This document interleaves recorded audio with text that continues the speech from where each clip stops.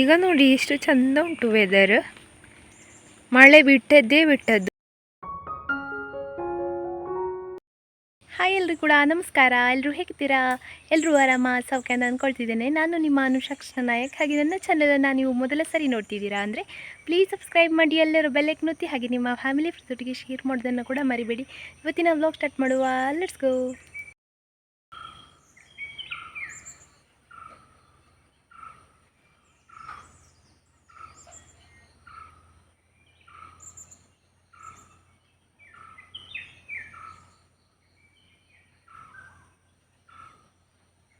ಎಂತ ಮಾಡೋದು ಕಾಜ? ಹಾಂ,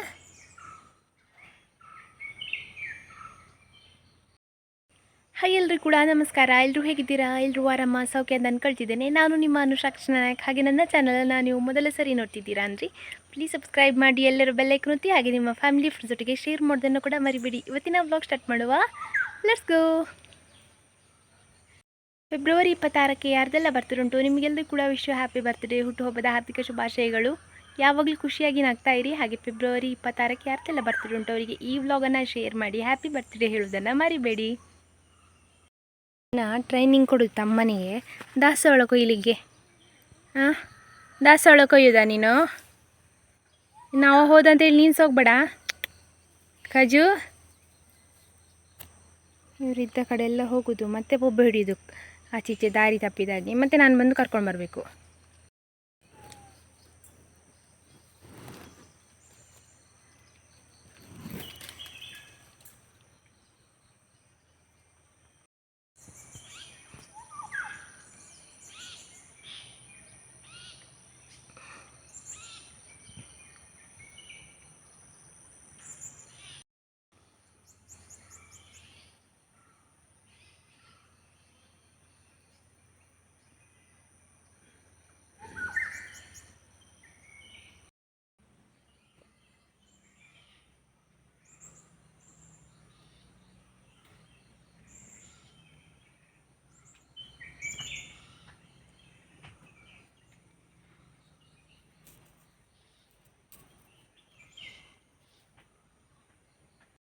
ಹಿಂಗ ಬಂದಿದ್ದಾನೆ ಆಯಿತಾ. ಇವಾಗ ವಾರಕ್ಕೊಮ್ಮೆ ಬರೋದು.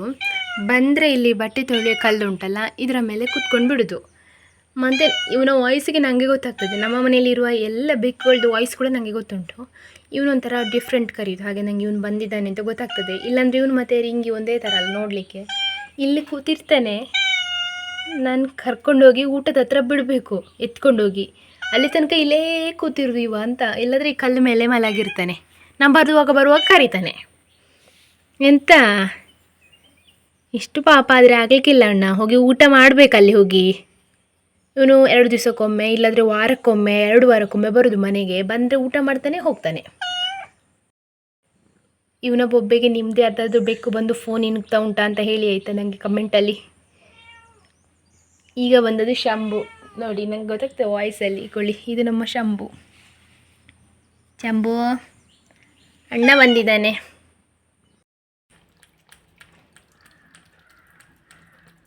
ಅಣ್ಣನಿಗೆ ಊಟ ಹಾಕಿದ್ದು, ತಮ್ಮ ಸಹ ಬಂದ ಒಟ್ಟಿಗೆ ಊಟಕ್ಕೆ. ಊಟ ಖಾಲಿಯಾಗಿತ್ತು, ಹಾಗೆ ಇವಾಗ ಕರೀತಾ ಇದ್ದದ್ದು.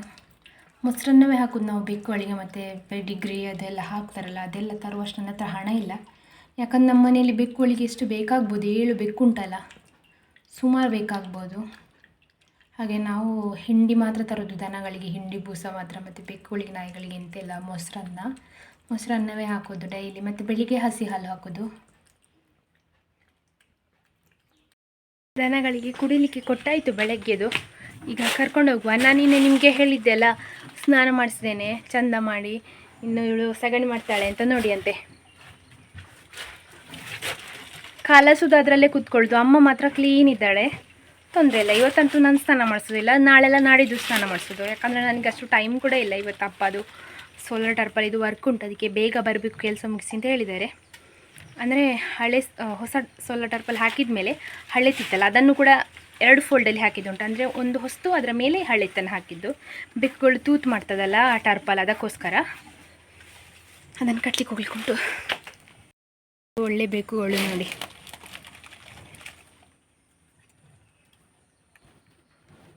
ನಮ್ಮ ಬೆಕ್ಕು ನೋಡಿ ಎಲ್ಲಿ ಸೂಸು ಮಾಡ್ತೇ ಉಂಟು ಅಂತ.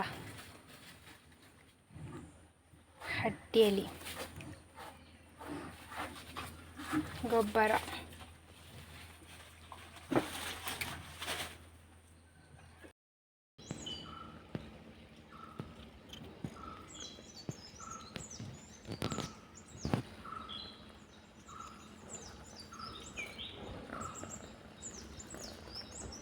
ಮತ್ತು ಕಾಜು ಅಪ್ಪನಿಗೆ ಸಹಾಯ ಮಾಡುವ ಅಂತ ಹೋಗ್ತಿದ್ದೇವೆ.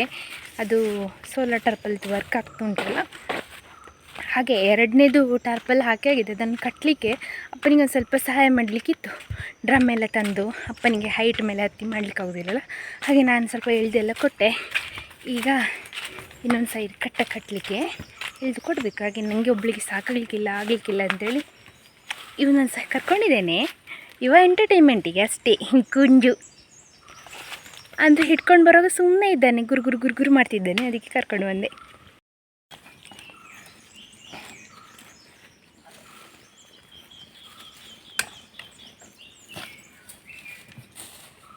ಮಧ್ಯಾಹ್ನಕ್ಕೆ ಬದನೆ ಕೊಯ್ಯುವ ಅಂತ ಬಂದೆ. ನನಗೆ ಅದು ಉಂಟಲ್ಲ, ಅದು ಬೆಳ್ತಿದೆ, ಅದನ್ನು ಕೊಯ್ಯಲಿಕ್ಕೆ ಮನಸ್ಸಿಲ್ಲ. ಅದು ಇದಕ್ಕೆ ಬೀಜಕ್ಕೆ ನೆಕ್ಸ್ಟ್ ಇದು ಉಂಟಲ್ಲ, ಇದು ಸ್ವಲ್ಪ ದೊಡ್ಡದಾದಾಗೆ ಇದನ್ನು ನನಗೆ ಫ್ರೈ ಮಾಡಬೇಕು ಅಂತ ಅಂದ್ಕೊಂಡಿದ್ದೇನೆ ತವಾದಲ್ಲಿ.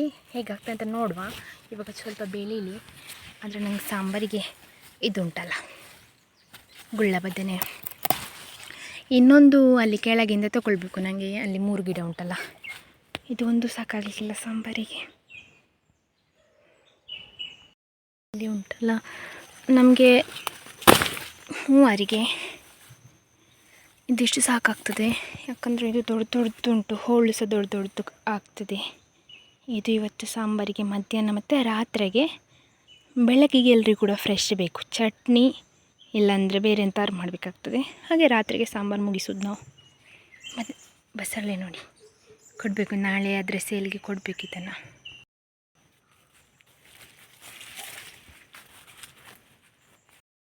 ಮೂರಾಯಿತು, ಮಳೆ ಬರಲಿಕ್ಕೆ ಶುರುವಾಯಿತು. ನಾನು ಮತ್ತು ಅಪ್ಪ, ನಾನು ಹೋಗಿ ದನಗಳನ್ನು ಕರ್ಕೊಂಡು ಬಂದೆ. ಅಪ್ಪ ಅಡಿಗೆ ರಾಶಿ ಮಾಡ್ತಿದ್ದಾರೆ.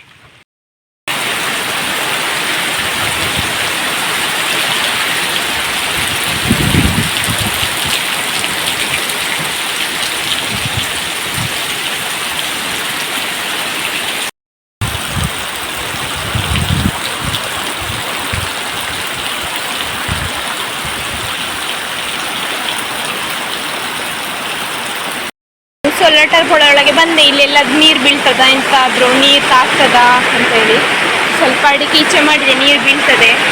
ಮಳೆ ಅಂತೂ ಜೋರು ಬರ್ತಾ ಉಂಟು.